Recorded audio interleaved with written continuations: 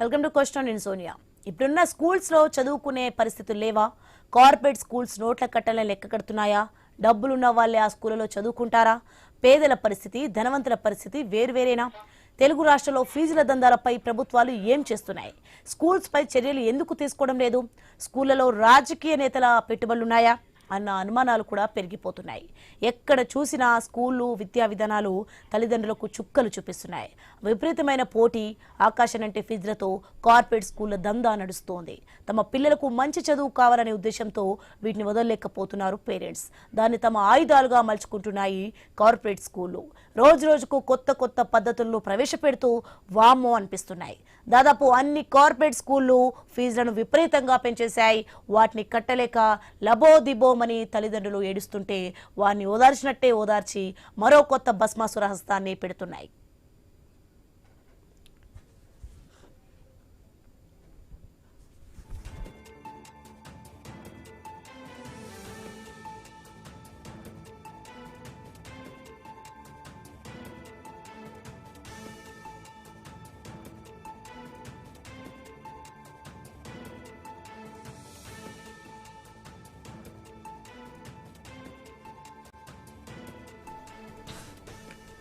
ఇక మీ పిల్లలు school fee ఎక్కువ కట్టలేక మీరు ఇబ్బంది పడుతున్నారా? అయితే ఇదిగో ఇలా కట్టేయండి అంటూ కొత్త స్కీమ్తో ముందుకు వస్తున్నాయి కార్పొరేట్ బడులు.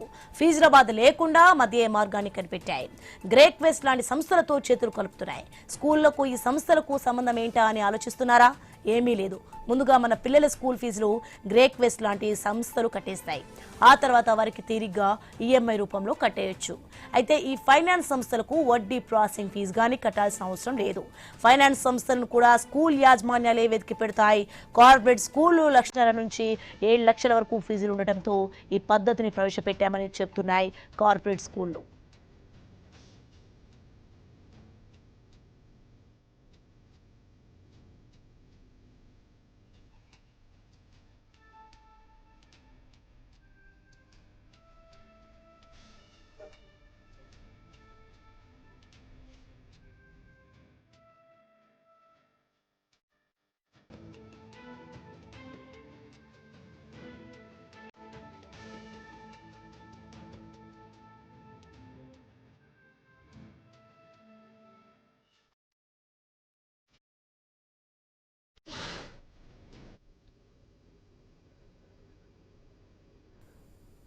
రెడ్డికి ఇదే అంశానికి సంబంధించి మరింత సమాచారం మా కొలిగి వంశీ న్యూస్ నుంచి లైవ్ లో సిద్ధంగా ఉన్నారు అందించడానికి. ఎస్ వంశీ, మొత్తానికి చూస్తున్నాం ప్రైవేట్ స్కూల్స్ దందా ఏ విధంగా ఉంది, అలాగే ఇష్టానుసారంగా అయితే ఫీజులను పనిచేసిన దృశ్యాలు అయితే మనం చూడొచ్చు. దీనికి సంబంధించిన పూర్తి అప్డేట్స్ ఏంటి?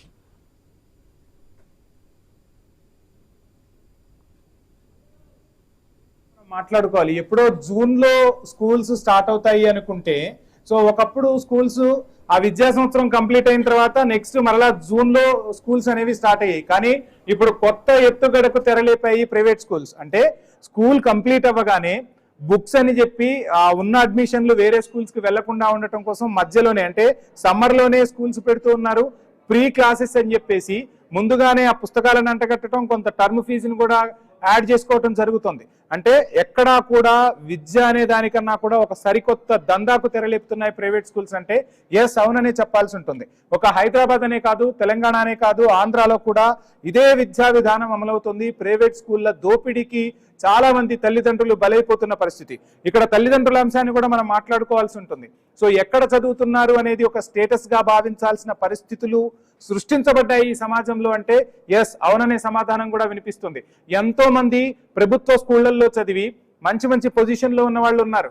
కానీ ఎందుకు ఇప్పుడు సర్కారు బడి వైపు మొగ్గు చూపటం లేదు అనే అంశం కూడా మాట్లాడుకోవాల్సి ఉంటుంది. ఇన్ని లక్షలు ఖర్చు పెట్టి పిల్లలను మనం స్కూల్కి పంపించి చదవాలా, చదివించాలా, లేదా చదువు కొనాలా అనే అంశాలు కూడా తెర మీదకి వస్తున్నాయి. ఇదే అంశం గురించి మనతో మాట్లాడేందుకు తిరుపతి గారు తెలంగాణ టీచర్స్ అసోసియేషన్ నుంచి మనకు జూమ్ లో సిద్ధంగా ఉన్నారు. అదేవిధంగా వీరవల్లి చక్రధరరావు గారు gazetted head master ZPHS common గురువు మనకు జూమ్ లో సిద్ధంగా ఉన్నారు. తిరుపతి గారికి, చక్రధర్ గారికి నమస్కారం అండి. నమస్తే అండి.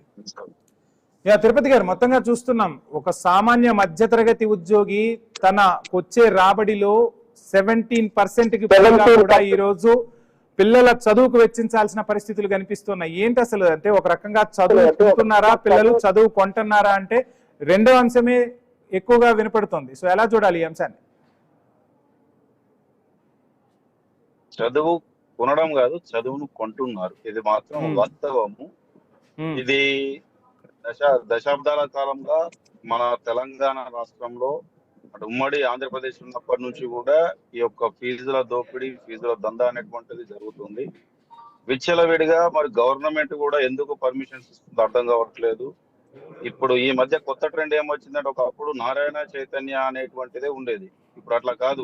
రాజస్థాన్ కోటా వారి నుంచి దగ్గర ఒక 10 ఇన్స్టిట్యూషన్లు ఒక్కొక్క ఇన్స్టిట్యూషన్ 30-40 బ్రాంచ్లు తెలంగాణ కేంద్రంగా, హైదరాబాద్ కేంద్రంగా, హైదరాబాద్ చుట్టుపక్కల ఉన్నటువంటి మరి ప్రదేశాల్లో కూడా వాళ్ళు 30-40 బ్రాంచ్లు ఏకకాలంగా నిర్మిస్తూ పెట్టుతున్నారంటే నిజంగా ఇది తెలంగాణ ఐటీ హబ్ కాదండి. ఇది ప్రైవేటు కార్పొరేటు దందా హబ్ గా మారిపోయింది.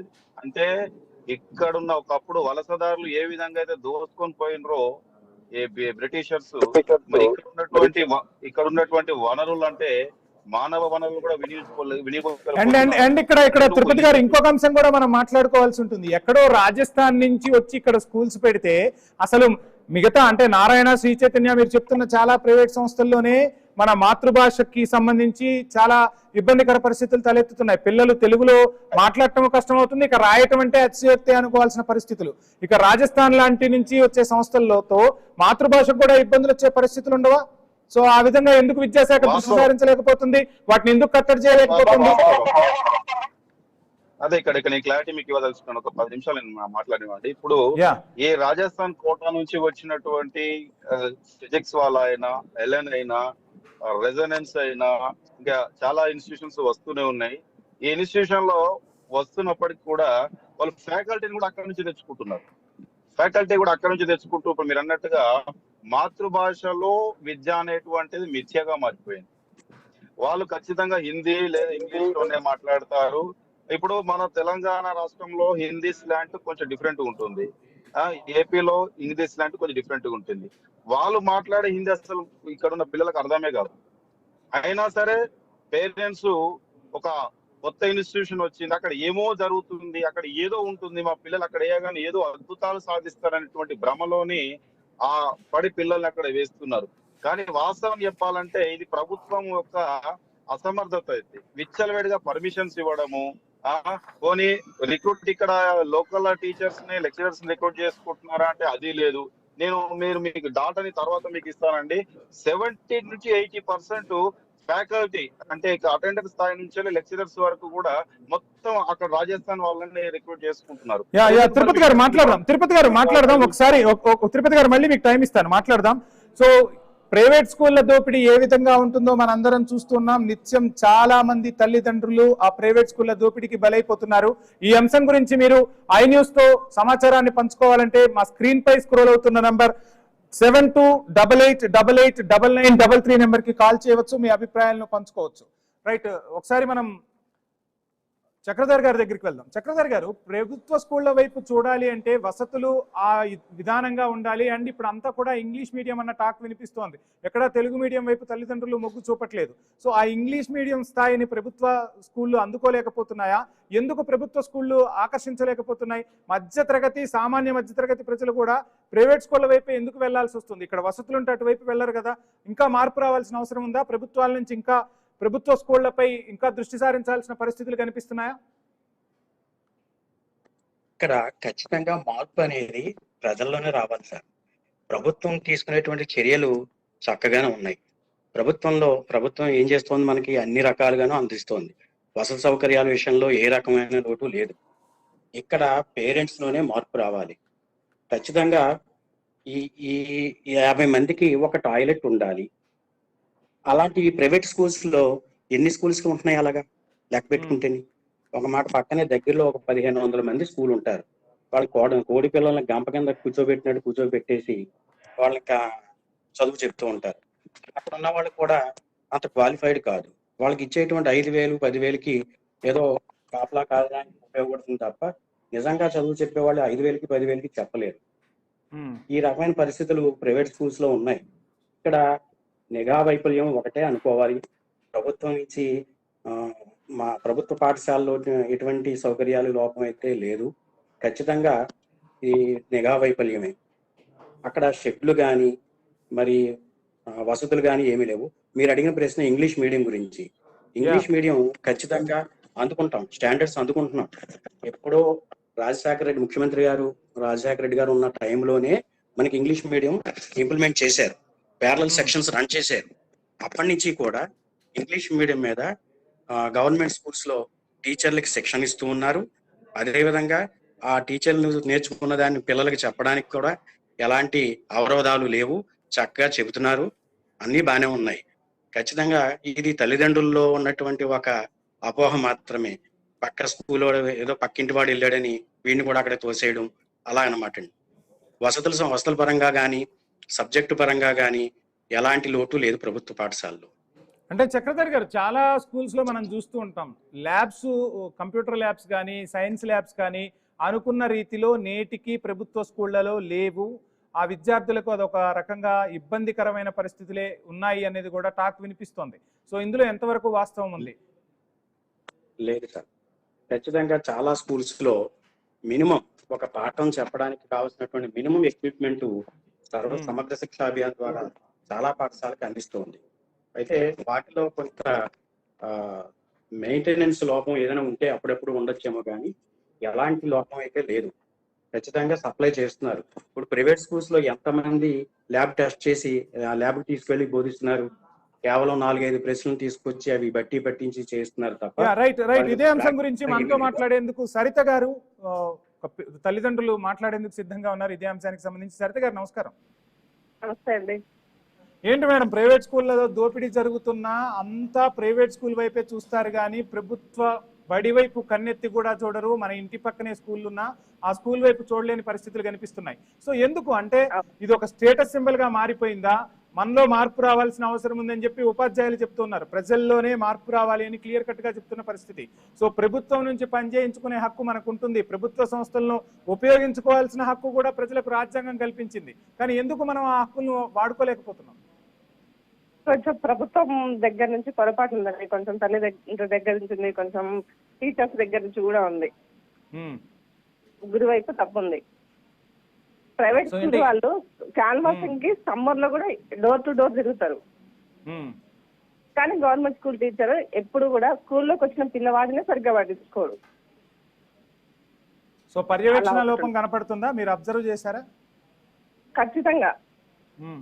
సో ఏం చెప్తున్నారు ఇప్పుడు ఇద్దరు హెడ్ మాస్టర్స్, అదే విధంగా ప్రభుత్వ ఉపాధ్యాయులు మనతో పాటు జూమ్ లో ఉన్నారు. వాళ్ళకి మీరు ఇచ్చే సలహా ఏంటి? ఖచ్చితంగా వాళ్ళు టీచర్స్ పేరెంట్స్ దగ్గరికి వెళ్ళి మీ పిల్లల్ని మా దగ్గరికి పంపిస్తే మేము జాగ్రత్తగా చదువు చెప్తామని చెప్పేసి మోటివేట్ చేయాలి ఫస్ట్ పేరెంట్స్ ని. చేసిన తర్వాత అందులో టీచర్స్ కూడా కొంతమంది క్లాస్కి వెళ్తున్నారు, కొంతమంది క్లాస్కి వెళ్లకుండా అలానే ఉంటున్నారు. ఇంటికి వచ్చిన తర్వాత హోంవర్క్ ఇస్తారు సార్, హోంవర్క్ ఇస్తే ఇంటి దగ్గర ఎడ్యుకేటెడ్ పేరెంట్స్ ఉండరు. హోంవర్క్ ఇస్తే వాళ్ళు ఎట్లా చేస్తారు? అప్పుడు ఏం చేయాలి? వాళ్ళే చేయించాలి కదా. సో హోంవర్క్ కూడా స్కూల్లోనే కంప్లీట్ చేయాలంటారు. ఖచ్చితంగా టైం టు టైం స్కూల్కి వచ్చామా వెళ్ళామా అన్నట్టే ఉంటున్నారు. కానీ వాళ్ళు చదువుతున్నారా లేదా, ఒకవేళ చదవకపోతే పేరెంట్స్ కి ఇంటిమేషన్ కూడా ఇవ్వలేకపోతున్నారు. అలా ఉంటుంది. అందుకని చెప్పేసి గవర్నమెంట్ స్కూల్స్ కి పంపించడానికి అసలు ఇష్టపడట్లేదు. సో ఏంటి మార్పు రావాలంటారా గవర్నమెంట్ స్కూల్స్ వైపు? ఇప్పుడు అమెరికా లాంటి దేశాల్లోనే గవర్నమెంట్ స్కూల్స్ వెళ్ళి చదువుకుంటూ ఉంటారు, కానీ మన దగ్గర ఎందుకు?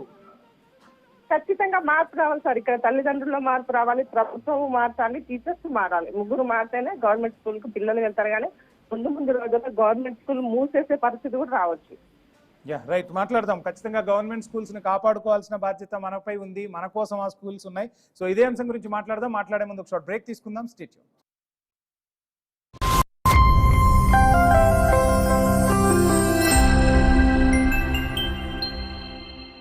మాస్టర్ మైండ్స్ కామర్స్ చదవాలనుకునే 10th ఇంటర్ విద్యార్థుల తొలి ఎంపిక. మాస్టర్ మైండ్స్ కామర్స్ చదవాలనుకునే 10th ఇంటర్ విద్యార్థుల తొలి ఎంపిక.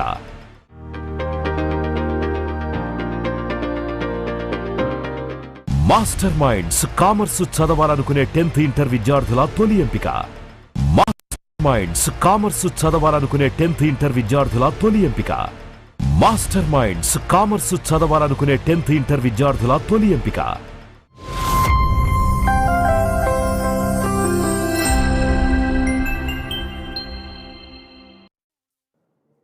Yeah right. మొత్తంగా బడి అంటే ఒక దోపిడీకి నిలయంగా మారిపోయింది.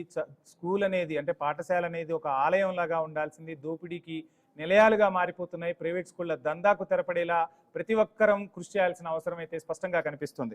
రైట్ తిరుపతి గారు, మొత్తంగా ప్రభుత్వ స్కూళ్లలో కొంత అలసత్వం అనేది కనిపిస్తోంది. ఆ అలసత్వాన్ని కొంత తగ్గించుకోగలిగితే ఖచ్చితంగా తల్లిదండ్రులు మేము అటువైపు మొగ్గు చూపుతామంటూ కూడా తల్లిదండ్రులు చెప్తున్న పరిస్థితి. నిజంగానే వాస్తవంగా ఆ పరిస్థితులు ఉన్నాయా స్కూల్స్ లో? ఇప్పుడు ఒకప్పటికి ఇప్పటికి మార్పు వచ్చిందా? ఒకప్పటికి ఇప్పటికి అంటే ప్రైవేట్ స్కూళ్ళతో పోలిస్తే ప్రభుత్వ స్కూళ్ళల్లో కాలేజీలలో కూడా మంచి రిజల్ట్స్ వస్తున్నాయి. అక్కడ కూడా మంచి క్వాలిఫైడ్ టీచర్స్ ఉన్నారు. నిజంగా చెప్పాలంటే ప్రైవేట్ కంటే 100% మంచి ఎఫిషియన్సీ టీచర్స్ ప్రభుత్వ ఉపాధ్యాయులు అధ్యాపకులు ఉన్నారు. కాకపోతే ఈ కరెక్ట్ కరికులం ని ఫ్రేమ్ చేసేటువంటి లోపం అనేటువంటి ప్రభుత్వంలో ఉంది. ఇప్పుడు ఐఐటి, నీట్, జేఈ మెయిన్స్ వీటికి సంబంధించినటువంటి సిలబస్ ని మనం గవర్నమెంట్ లో ఎందుకు ఇంట్రడ్యూస్ చేయకూడదు? అప్పుడు అల్టిమేట్ గా ప్రైవేట్ విద్యా దోపిడీ అనేటువంటిది నశిస్తుంది. అల్టిమేట్ గా అందరు కూడా మరి గవర్నమెంట్ పాఠశాలకు వస్తారు. మరి ప్రైవేటు పాఠశాలల ఉపాధ్యాయుల కంటే గవర్నమెంట్ పాఠశాలలో బోధిస్తున్న ఉపాధ్యాయులు 100కు 1000% మంచి క్వాలిఫైడ్ అండ్ ఎఫిషియన్సీ చాలా అద్భుతంగా పాఠాలు చెప్పగలరు వాళ్ళు. మరి ఎందుకు ప్రభుత్వం కూడా ఆ దిశగా ఆలోచించకూడదని నేను ప్రభుత్వాన్ని కూడా సూటిగా ప్రశ్నిస్తున్నా. సో ముఖ్యంగా ఈ ప్రజలందరూ కూడా ఎందుకు ప్రైవేట్ కు మొగ్గు చూపుతున్నారంటే ఐఐటి, నీట్, మెయిన్స్, జేఈ వీటికి సంబంధించినటువంటి సిలబస్ ప్రైవేట్ లో ఉంది, గవర్నమెంట్ లో లేదు. కాబట్టి దీన్ని ఇంట్రడ్యూస్ మనం చేసినట్లయితే ఈ ఫీజు దోపిడీ తగ్గుతుంది. ఎందుకంటే ఆ సిలబస్ అక్కడ లేదు కాబట్టి మరి ఖచ్చితంగా ప్రజలు ఏం ఆలోచిస్తున్నారు? మా పిల్లడు ఒక మంచి డాక్టర్ కావాలి, ఒక మంచి ఇంజనీర్ కావాలి, ఇంకా ఏదో ఒక మంచి డిపార్ట్మెంట్ లో బాగా పై స్థాయిలో ఉండాలని కోరుకుంటున్నారు. కాబట్టి ప్రజల దాకా కూడా కాదు మీ స్కూల్స్ లో ఉన్న మీ ఉపాధ్యాయులు మీరే మీ పిల్లలకు సంబంధించి వాళ్ళ భవిష్యత్తు కోసం మీరు ప్రైవేట్ స్కూల్స్ కు పంపిస్తున్న పరిస్థితి కనిపిస్తోంది కదా. మరి ఈ అంశాన్ని మీరు ప్రభుత్వం దృష్టికి ఎందుకు తీసుకెళ్లట్లేదు? ఇప్పుడు మా పిల్లల్ని మేము చదివించలేని పరిస్థితులు కనిపిస్తున్నాయి సార్. రేపు అంటే పోటీ ప్రపంచంలో కాంపిటేటివ్ వరల్డ్ లో వాళ్ళు ముందుకు వెళ్ళాలి అంటే ఇప్పటి నుంచే మనం విద్యా ప్రమాణాలను మార్చాల్సింది.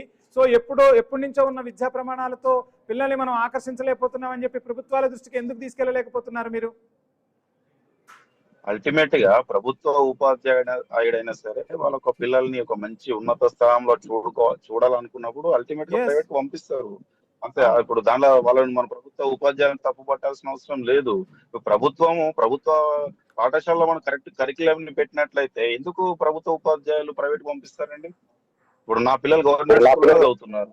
అంటే సమీక్షలు సమావేశాలు జరుగుతుంటాయి. ఏం సమీక్షలు జరుగుతున్నాయి, ఏం సమావేశాలు జరుగుతున్నాయి అంటే వెళ్ళి కూర్చొని కాసేపు మాట్లాడుకున్నట్టే సరిపోతుందా? విద్యా ప్రమాణాలు పెంచుతామని చెప్పి ప్రతి ప్రభుత్వం చెప్తూ ఉంటుంది కదా. సో ఎందుకు ఈ విధానాలు మారట్లేదు? అండ్ చక్రధర్ గారు, మీకు నా ప్రశ్న ఏంటంటే, అగ్రరాజ్యం అమెరికా లాంటి దేశాల్లోనే విద్య ఫ్రీగా ఉంటుంది +2 వరకు. సో ఎందుకు మన భారతదేశంలో విద్యను ఫ్రీగా ఇవ్వలేకపోతున్నాం? ఎందుకు అంత నాణ్యత ప్రమాణాలు తీసుకురాలేకపోతున్నాం? ప్రతి ప్రభుత్వము అధికారంలోకి వచ్చే ముందు చెప్తుంది విద్యను మేము ఖచ్చితంగా అందిస్తాం, ప్రభుత్వ బడులకు పూర్వ వైభవాన్ని తీసుకొస్తామని చెప్తున్నారు. ఇవి నోటి మాటలుగానే మిగిలిపోతున్నాయా? అక్షర రూపం దాల్చడం లేదా? సార్, ఇక్కడ ఖచ్చితంగా ఒక పిల్లాడి యొక్క అభివృద్ధి అనేది కేవలం ప్రభుత్వ టీచర్ల మీదో ప్రభుత్వం మీదో లేదండి. వాడే కాంప్రహెన్సివ్ డెవలప్మెంట్ అనేది అనేక ఫ్యాక్టర్స్ మీద డిపెండ్ అయ్యి ఉంటది. ఇక్కడ ప్రభుత్వ స్కూల్లో ప్రధానమైన లోపం ఏమిటంటే, ఇందాక ఒక మేడం గారు చెప్పారు కదా, హోంవర్క్లు కానీ మరి ఏదైనా వర్క్ కానీ ఇచ్చినప్పుడు ఆ పేరెంట్స్ చేయించి పంపించాలి. ఏం జరుగుతున్నావు, ఏం చదువుకుంటున్నావు, ఏమిటి అని అడిగేటువంటి పరిస్థితులు గవర్నమెంట్ స్కూల్లో చదివేటువంటి పిల్లల తల్లిదండ్రులకు లేకపోవడం మాకు చాలా దురదృష్టకరం.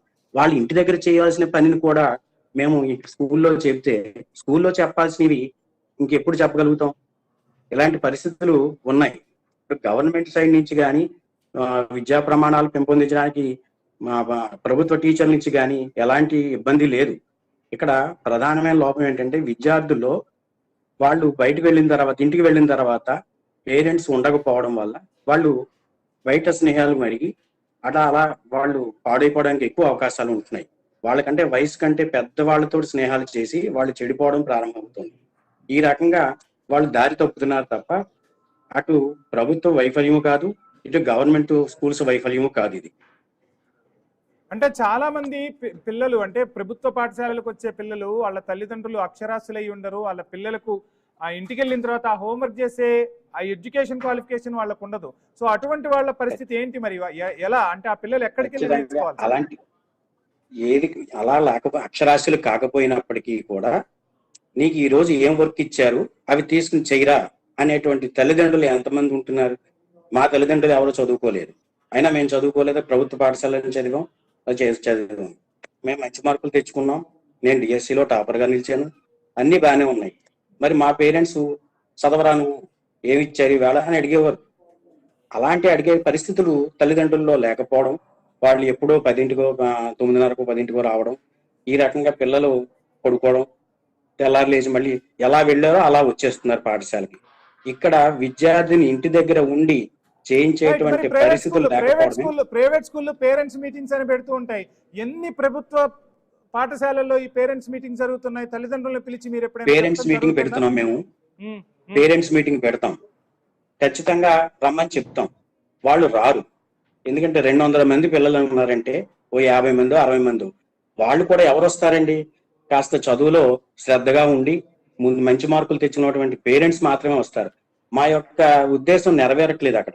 మేమే ఇంటికి వెళ్ళి కొన్ని సందర్భాల్లో, చాలా సందర్భాల్లో వెనకబడి ఉన్న విద్యార్థులకి ఇంటికి వెళ్ళి మేము చెబుతూ వాళ్ళని మోటివేట్ చేస్తూ వీళ్ళని కూడా ఏ గ్రేడ్కి వచ్చేలాగా మేము కూడా తీసుకురావడానికి ప్రయత్నం చేస్తూ ఉంటాం.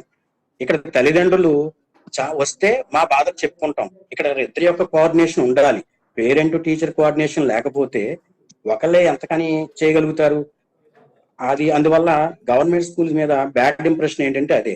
అలా కాదు, ప్రైవేట్ స్కూల్స్ లో అలా జరుగుతుందా? అలా జరగదు. ఖచ్చితంగా మనం డబ్బులు పే చేస్తున్నాం, నీకు వాళ్ళు ఏం వర్క్ ఇచ్చారా ఇవ్వలేదా వర్క్ చెయ్యి అని తల్లిదండ్రులు ఖచ్చితంగా నిలదీస్తారు, వీళ్ళు అడుగుతారు. కానీ స్కూల్లో చదవకపోయినా అది పేరెంట్ వచ్చి అడగరు, మేమే తీసుకోవాలి చర్యలు. ఇక్కడ చాలా సందర్భాల్లో చర్యలు తీసుకోవడానికి కూడా పూర్తి హక్కులు ఇప్పుడు లేకుండా పోయినట్టుంది కదా? పూర్తి హక్కులు లేకుండా పోయినాయి. పెడితే అట్రాసిటీ కేసు పెడతారు, లేదా మరో కేసు, ఎన్నో ఇబ్బందులు ఉన్నాయి దీంట్లో. రైట్. తిరుపతి గారు, ఫైనల్ గా అసలు విద్యా వ్యవస్థలో మార్పు రావాలని మీరు చెప్తూ ఉన్నారు. అంటే ప్రభుత్వ పాఠశాలలో కూడా ఉన్నత విద్యకు సంబంధించి ఇప్పటి నుంచే బీజాలు పడాల్సిన అవసరం ఉంది. సో ప్రభుత్వాలు ఆ విధంగా దృష్టి సారించబోతున్నాయా? అంటే ఎడ్యుకేషన్ సిస్టమ్ లోనే కొంత మార్పు రావాల్సిన అవసరం ఉందా? ఎడ్యుకేషన్ సిస్టమ్ లో మార్పు రావాలంటే ముఖ్యంగా ప్రజల్లో మార్పు రావాలి. ప్రజలు కూడా ఇప్పుడు అడగంది అమ్మాయినా అన్నం పెట్టదంటారు. మరి ప్రజలైనా, ఉపాధ్యాయులైనా, సంఘం పెద్దలైనా ఎవరైనా సరే ఈ ప్రైవేట్ లో ఉన్నటువంటి కరికులన్ని ఏదైతే సిలబస్ ని మరి ప్రభుత్వ పాఠశాలలో, కళాశాలలో పెట్టవలసిన ఆవశ్యకత ఎంతైనా ఉందని ఖచ్చితంగా అందరు అడుగుతేనే గానీ ప్రభుత్వం మరి స్పందించేది కదండి. అడగంది ఎవరైనా ఏం చేయలేరు. సో మనం అడగట్లేదు, ప్రైవేట్ లో పంపిస్తున్నాం. సో మనకు డబ్బులు ఎక్కువై మనం ప్రైవేట్ కి పంపించిన తర్వాత ప్రభుత్వం ఏం చేస్తుందండి? ప్రభుత్వ ఉపాధ్యాయులు కూడా బ్లేమ్ చేయాల్సిన అవసరం కూడా లేదు కదండి. ఇప్పుడు వాళ్ళకి ఇచ్చిన సిలబస్ ఏంది, వాళ్ళకి ఇచ్చిన టైం టేబుల్ ఏంది, అది వాళ్ళు చెప్తున్నారు. వాళ్ళైతే ఖాళీగా అయితే కూర్చోవట్లేదు కదా. సో కాబట్టి ఇక్కడ ఎవరిని బ్లేమ్ చేయాలి? మనం అడగాలి. ఫస్ట్ మనకి ఏం కావాలి? ప్రజలకు ఏం కావాలి? విద్యా వైద్యం కావాలి. మరి ఇప్పుడు విద్యా వైద్యం ఈ రోజే పేపర్లో ఫిన్లాండ్ దేశంలో 90% అక్కడ ప్రభుత్వ పాఠశాలలు నడుస్తున్నాయి. 90%. 9వ తరగతి వరకు ఎలాంటి పరీక్షలు లేవు, ఎలాంటి ఒత్తిడి లేదు. మరి పిల్లలు కూడా టాప్ ర్యాంక్స్ తెచ్చుకుని అన్ని రంగాల్లో రాణిస్తున్నారు. మరి ఇక్కడ కూడా ఇప్పుడు నేనైనా మీరైనా చాలా మంది ఇక్కడ అందరూ కూడా ప్రభుత్వ పాఠశాలలో చదువుకునే మనం ఇంత ఉన్నత స్థాయికి వచ్చిన వాళ్ళం. సో కాబట్టి అదొక భ్రమ. మొత్తంగా ఎటువంటి మార్పులు రాబోతున్నాయి విద్యా వ్యవస్థలో? కంపల్సరీగా ప్రభుత్వ స్కూళ్లపై దృష్టి సారించడమే కాదు, అక్కడ స్కూళ్లలో మౌలిక వసతులకు సంబంధించి విద్యా విధానంలో కూడా మార్పులు తీసుకురావాల్సిన అవసరం అయితే ఉందని చెప్పి మనకు వక్తల నుంచి వినిపిస్తున్నమాట. అదేవిధంగా చాలా మంది తల్లిదండ్రులు కూడా కోరుకునేది ప్రభుత్వ పాఠశాలలకు పంపించాలి అంటే ప్రభుత్వ పాఠశాలల్లో మౌలిక వసతులతో పాటు విద్యా ప్రమాణాల మెరుగుదలకు ప్రభుత్వాలు ఏం కృషి చేస్తున్నాయనేది కూడా వినిపిస్తున్న ప్రశ్న. చూద్దాం రాబోయే రోజుల్లో ప్రభుత్వాలు ఏం చేయబోతున్నాయి, ఆ విధంగా ఎటువంటి అడుగులు పడబోతున్నాయి, విద్యా వ్యవస్థనే సమూలంగా మార్పులు చేయాల్సిన అవసరం ఉందా, ఏం జరగబోతుంది అనేది మాత్రం వేచి చూద్దాం. తిరుపతి గారికి అదేవిధంగా చక్రధర్ గారికి థ్యాంక్ యూ అండి. Thank you so much. ఇది వాళ్ళ క్వశ్చన్ అవర్. Stay tuned.